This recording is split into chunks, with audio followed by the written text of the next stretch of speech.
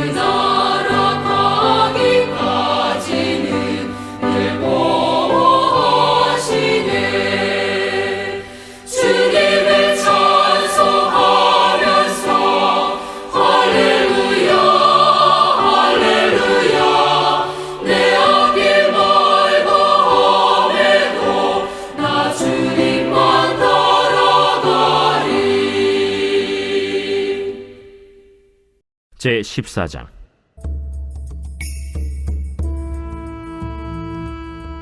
하루는 사울의 아들 요나단이 자기의 무기를 든 소년에게 이르되 우리가 건너편 블레셋 사람들의 부대로 건너가자 하고 그의 아버지에게는 아뢰지 아니하였더라. 사울이 기브와 변두리 미그론에 있는 석류나무 아래에 머물렀고 함께한 백성은 600명 가량이며 아히야는 에봇을 입고 거기 있었으니 그는 이가봇의 형제 아히두베의 아들이요 비느하스의 손자요 실로에서 여호와의 제사장이 되었던 엘리의 증손이었더라. 백성은 요나단이 간 줄을 알지 못하니라. 요나단이 블레셋 사람들에게로 건너가려 하는 어귀 사이 이쪽에는 험한 바위가 있고 저쪽에도 험한 바위가 있는데 하나의 이름은 보세스요 하나의 이름은 세네라. 한 바위는 북쪽에서 믹마스 앞에 일어섰고 하나는 남쪽에서 게바 앞에 일어섰더라.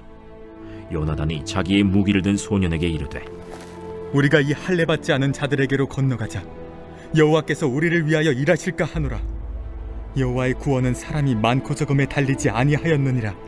무기를 든 자가 그에게 이르되 당신의 마음에 있는 대로 다 행하여 앞서 가소서. 내가 당신과 마음을 같이하여 따르리이다. 요나단이 이르되 보라, 우리가 그 사람들에게로 건너가서 그들에게 보이리니 그들이 만일 우리에게 이르기를 우리가 너희에게로 가기를 기다리라 하면 우리는 우리가 있는 곳에 가만히 있어서 그들에게로 올라가지 말 것이요 그들이 만일 말하기를 우리에게로 올라오라 하면 우리가 올라갈 것은 여호와께서 그들을 우리 손에 넘기셨음이니 이것이 우리에게 표징이 되리라 하고 둘이 다 블레셋 사람들에게 보이매 블레셋 사람이 이르되 보라, 히브리 사람이 그들이 숨었던 구멍에서 나온다 하고 그 부대 사람들이 요나단과 그의 무기를 든 자에게 이르되 우리에게로 올라오라. 너희에게 보여줄 것이 있느니라. 요나단이 자기의 무기를 든 자에게 이르되 나를 따라 올라오라. 여호와께서 그들을 이스라엘의 손에 넘기셨느니라. 요나단이 손발로 기어 올라갔고 그 무기를 든 자도 따랐더라. 블레셋 사람들이 요나단 앞에서 엎드러지매 무기를 든 자가 따라가며 죽였으니 요나단과 그 무기를 든 자가 반나절 가리 땅 안에서 처음으로 쳐 죽인 자가 20명가량이라. 들에 있는 진영과 모든 백성들이 공포에 떨었고 부대와 노략군들도 떨었으며 땅도 진동하였으니 이는 큰 떨림이었더라. 베냐민 기브아에 있는 사울의 파수꾼이 바라본즉 허다한 블레셋 사람들이 무너져 이리저리 흩어지더라. 사울이 자기와 함께한 백성에게 이르되 우리에게서 누가 나갔는지 점호하여 보라. 점호한즉 요나단과 그의 무기를 든 자가 없어졌더라. 사울이 아히야에게 이르되 하나님의 궤를 이리로 가져오라. 그때 하나님의 궤가 이스라엘 자손과 함께 있음이니라. 사울이 제사장에게 말할 때 블레셋 사람들의 진영에 소동이 점점 더한지라. 사울이 제사장에게 이르되 내 손을 거두라.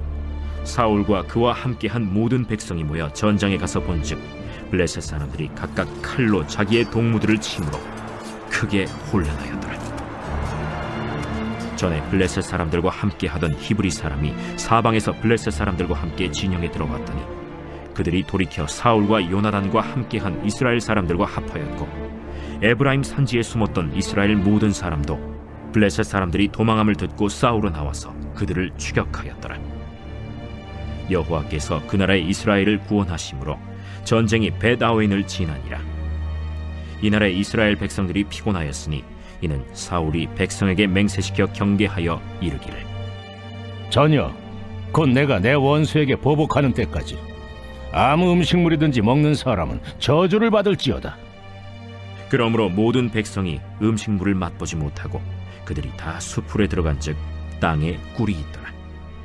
백성이 수풀로 들어갈 때 꿀이 흐르는 것을 보고도 그들이 맹세를 두려워하여 손을 그 입에 대는 자가 없었으나 요나단은 그의 아버지가 백성에게 맹세하여 명령할 때 듣지 못하였으므로 손에 가진 지팡이 끝을 내밀어 벌집에 꿀을 찍고 그의 손을 돌려 입에 대매 눈이 밝아졌더라.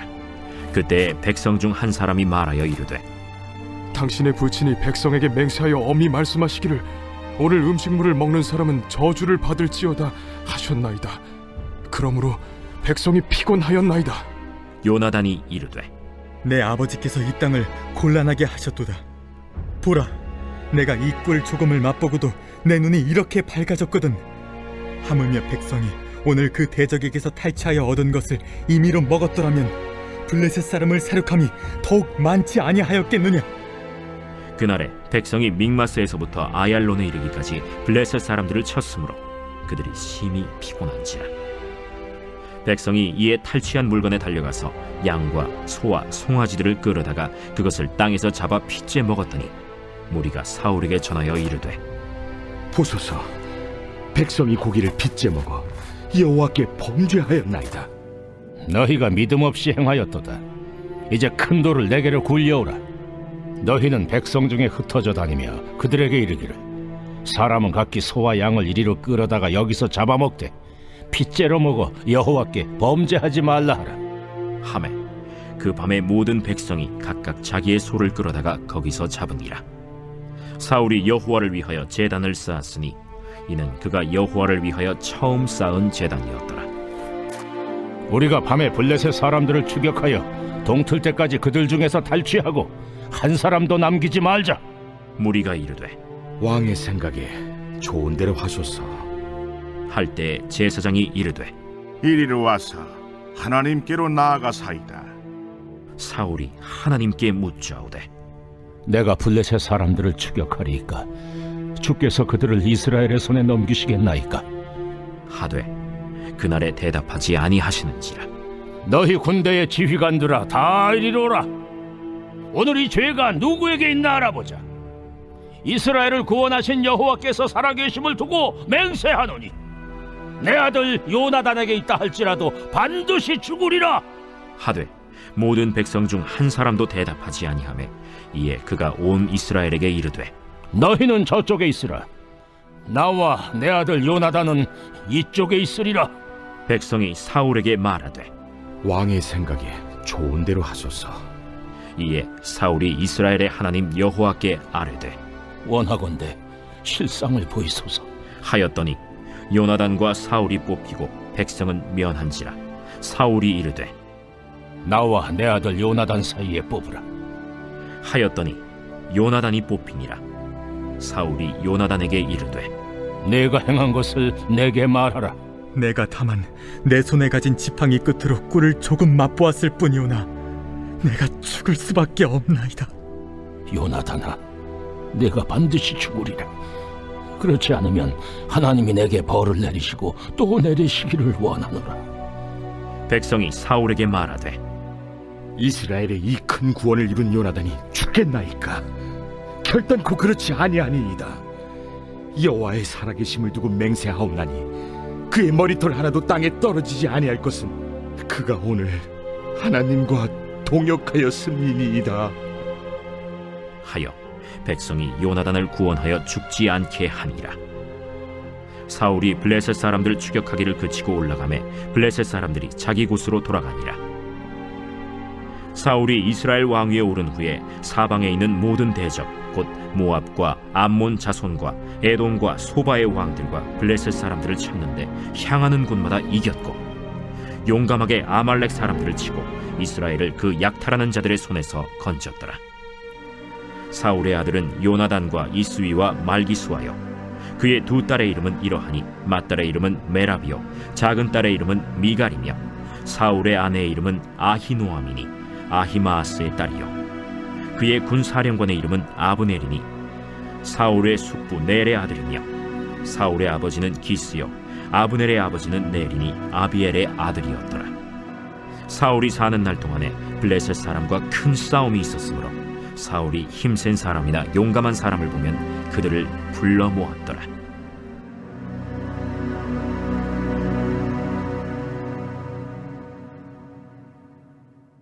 오늘 함께 나눌 말씀은 사무엘상 14장입니다. 전장인 13장에서 사울이 블레셋 수비대를 선제 공격함으로써 이스라엘과 블레셋이 전면 정쟁에 돌입하게 되었음을 살펴보았습니다.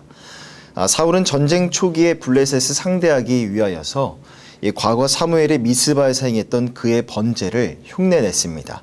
하지만 그것은 분명 하나님 앞에 크나큰 범죄의 행위였죠. 몰려오는 블레셋 대군 앞에서 그의 마음이 두려워졌고 또한 사울 왕의 내면에 있었던 두려움이 병사들 가운데 삽시간에 퍼지게 되었습니다. 자, 그래서 사울의 입장에서는 그만 해서는 안 될 악수를 선택하게 되었던 것이었죠.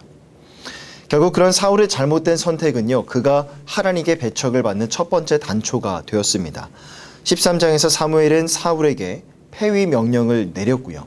그리고 약 20년 뒤 이 사무엘은 아말렉과의 전쟁에서 있었던 그 불순종한 그 모든 일에 대한 계기로 최종적으로 하나님께 배척을 받게 되었습니다.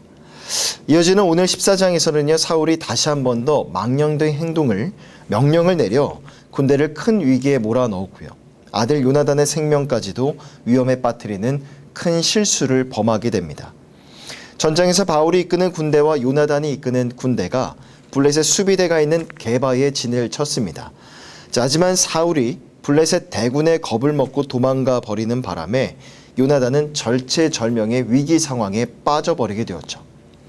그러나 블레셋의 대군과 이 코앞에 대치하고 있었던 요나단은 압도적인 수적 열세에도 불구하고 전혀 믿음이 약해지지 않았습니다.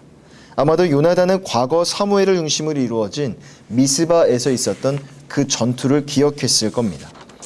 아버지 사울 역시 미스바에서 있었던 일이 어떠한 일인지 알고 있었겠지만 사울은 그 전투를 통해서 하나님이 가르쳐 주시고자 했던 교훈은 전혀 깨닫지 못했죠. 하지만 요나단은 잘 알고 있었습니다. 바로 전쟁은 사람의 지혜나 힘, 능력에 있는 것이 아니라 여호와 하나님께 달려있다라는 것을 그 핵심 교훈을 깨달았기 때문에 이 거대한 블레셋 군대 앞에서도 그는 조금도 위축되지 않았던 것이죠. 그런 요나단의 믿음은요, 그가 자신의 병기를 든 수아에게 한 말을 통해서 잘 나타나고 있습니다. 본문의 6절을 보면 요나단이 자신의 무기를 든 소년에게 이르되 이 할례 받지 않은 자들에게 건너가자 여호와께서 우리를 위하여 일하실까 하노라. 여호와의 구원은 사람의 많고 적음에 달리지 아니하였느니라. 자, 10절을 보면요. 요나단은 병기를 든 자신의 수하만을 데리고 블레셋 대군 앞으로 나아갑니다. 그리고 블레셋이 보이는 반응을 통해서 자, 하나님의 사인을 구하기로 정했죠. 즉 블레셋군이 달랑 2사람뿐인 자신들을 바라보면서 오라라고 말한다면 하나님이 이 전쟁에서 승리를 주실 것이라는 표징으로 삼기로 했습니다. 요나단의 수하는요, 자신의 주군인 요나단을 묵묵히 따라 나섰습니다. 그러한 수하의 모습을 볼 때 아마도 요나단 내면에 있었던 그의 마음에 있었던 그 믿음이 그의 수하에게도 전파되었던 것으로 보입니다. 앞서 사울은 이 블레셋 군대를 보고 깊은 두려움에 사로잡혔고요. 그 두려움이 순식간에 자신의 군대로 퍼졌으며 탈영병이 속출을 했었는데 현재의 상황은 그때와는 정반대 상황이었던 겁니다. 요나단과 그의 수하가 모습을 드러냈을 때 12절을 보면 블레셋 군대는 직접 그들에게 가지 않았고 오라라고 말했습니다. 이로써 하나님이 개입하실 것과 또 자신들에게 승리를 주실 것을 확신한 요나단과 그의 수하는 적진을 교란시키기 위한 기습 공격을 감행했습니다. 블레셋 군대는 실로 엄청난 대군이었지만 요나단의 담대하고도 기습적인 갑작스러운 행동으로 인하여서 금세 아수라장이 되어버리고 말았죠. 15절을 보면 하나님께서 블레셋 진영 가운데 땅이 흔들리게 하셨습니다. 그리고 블레셋 진영 안에 극도의 공포심을 불러일으키시면서 결국 블레셋 군대는 자기 편끼리 싸우다가 자멸하게 만들어 버리셨죠. 그리고 23절을 보면요, 이 모든 전쟁의 승리가 결국 하나님의 전적인 섭리하심이었다라고 성경은 말씀하고 있습니다. 여호와께서 그날에 이스라엘을 구원하심으로 전쟁이 베다웬을 지나니라. 인간의 눈으로 볼 때 이 전쟁은 결코 승리할 수가 없는, 승리 가능성을 단 1%도 찾을 수가 없는 그런 전쟁이었습니다. 다만 하나님의 놀라우신 능력과 권능이 바로 이 놀라운 승리의 결정적인 동인이었던 것이죠. 사울의 아들 요나단은 블레셋과의 전쟁을 앞두고 분명히 단언했습니다. 여호와의 구원하심은 사람의 많고 적음에 달린 것이 아니라는 것.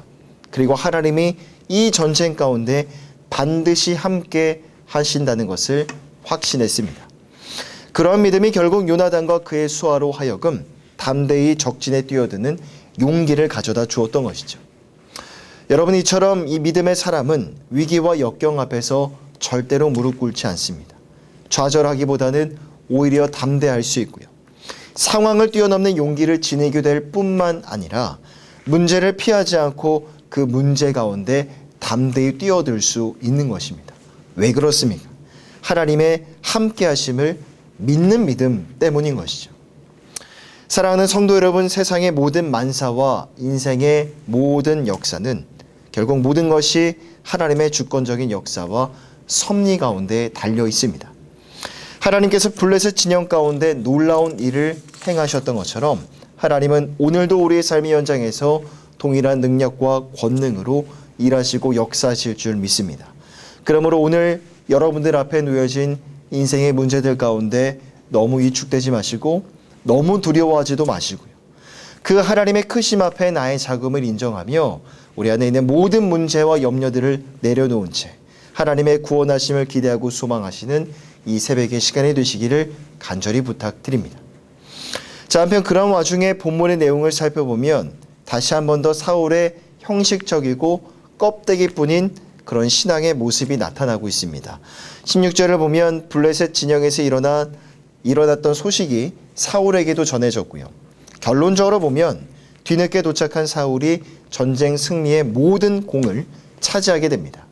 자, 그런데 18절을 보면요, 사울이 이번 전쟁에 대한 하나님의 뜻이 무엇인가를 묻기 위하여 아이야라는 제사장에게 하나님의 궤를 가져오게 했습니다. 자, 여기서 말하는 하나님의 궤는요, 아마도 제사장의 의복인 에봇이었을 것입니다. 이스라엘은 과거부터 에봇 안에 있는 우림과 둠밈으로 하나님의 뜻을 묻곤 했는데 사울은 이 에봇을 가져다가 이 전쟁 가운데 블레셋과의 전쟁 가운데 하나님의 뜻이 어떠한 것인지를 물어보는 듯한 성숙한 모습을 보여줍니다. 하지만 이내 전세가 이스라엘 백성들에게 유리해지자 19절을 보면 제사장에게 이렇게 말하죠. 내 손을 거두라 라고 말합니다. 여러분, 이 말씀은요, 사울이 얼마나 기회주의적인 사람인가를 잘 보여주고 있는 구절입니다. 사울은 블레셋 진영 안에 소동이 더해지는 것을 지켜보면서 이스라엘이 곧 승리하겠구나, 어떠한 노력을 하지 않아도 자연스럽게 이스라엘이 곧 전쟁에서 승리하겠구나라는 것을 확신했습니다. 자, 그래서 조금 전 이 하나님의 뜻을 물으려 했던 그 자세에서 돌이켜 백성들을 이끌고 단번에 전쟁터로 향했던 것이죠. 앞서 살펴봤던 것처럼 23절을 보면 이 전쟁은 하나님이 이스라엘과 함께 하셔서 하나님이 구원해 주신 하나님의 승리였습니다. 하지만 그러 과정 속에서 나타난 이 사울의 가볍고도 경솔한 그의 모습은 그가 이스라엘의 왕이 되기에는 한없이 부족한 자이구나라는 것을 다시 한 번 더 증거해주고 있는 것입니다. 계속해서 본문을 살펴보면 그런 실망스러운 사울의 모습은 계속 이어지고 있습니다.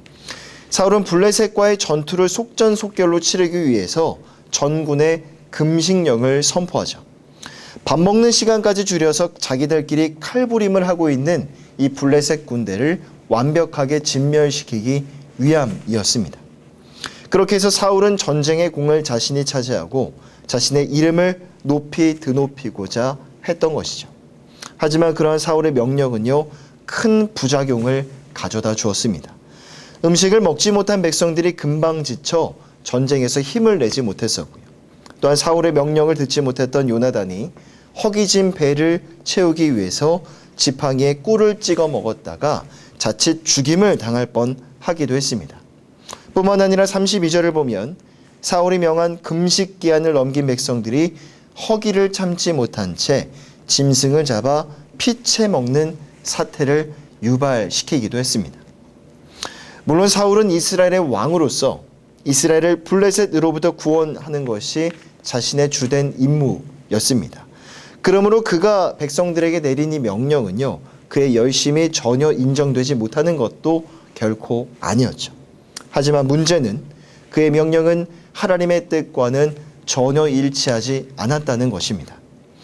오히려 전쟁에서 자신의 업적을 쌓고 자신의 명예를 드높이고자 하는 그런 기회로 삼기 위해서 사울은 어리석고 무모한 명령을 백성들에게 내렸던 것이죠.